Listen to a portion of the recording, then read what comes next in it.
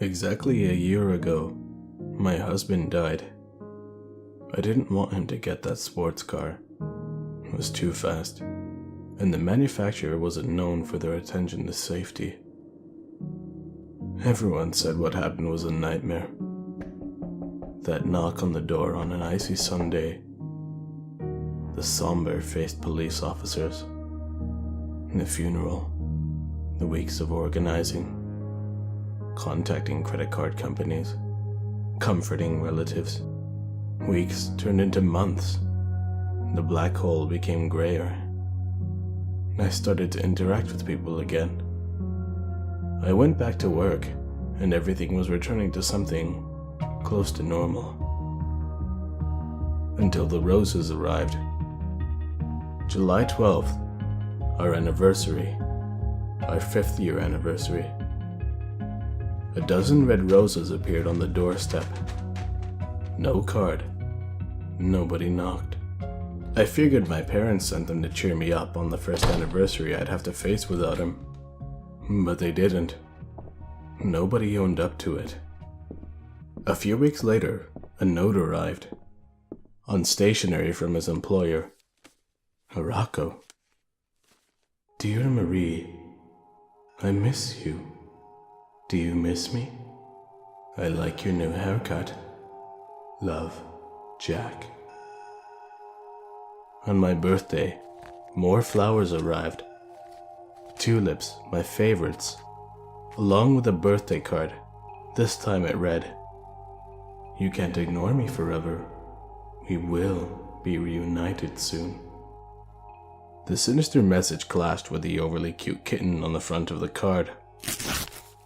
The police were worse than useless.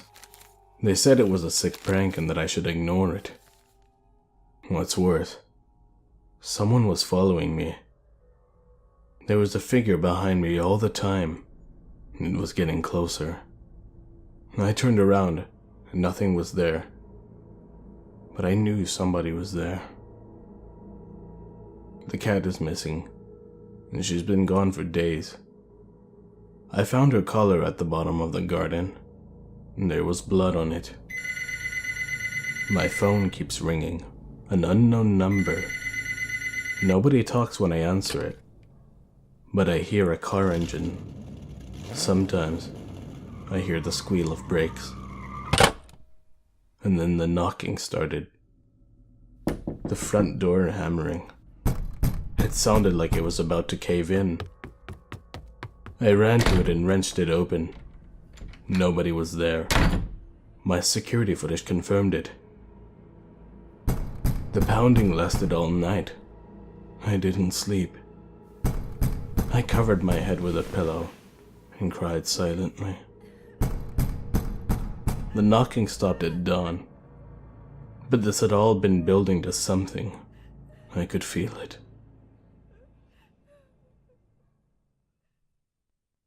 Lying on the couch, I watched the daytime TV, too tired to go to work. It's been exactly a year since he died now, and I just feel numb. A knock on the door aroused me from my daze. A polite rap. Short. Not like last night. The peephole shows 2 police officers at the door. Maybe they're finally taking my complaint seriously. Opening the door, I smile. The officers stare back at me. Mrs. Stevens, you're under arrest for the murder of your husband, Jack Stevens. On the way to the station, we pulled up at a red light. He was there next to us, in that stupid red car. He shouldn't have bought it. If it hadn't been unsafe when it rolled off the production line, it certainly was after me and my toolkit finished with it. Turns out they got an anonymous note from Morocco paper about the car. They rechecked the brakes and saw the subtle adjustments I'd made. Worst part of it all is, even now I'm in prison, the notes keep coming. You won't leave me alone. Sometimes I get 2 a day. Jack, if you are reading this, please Leave me alone.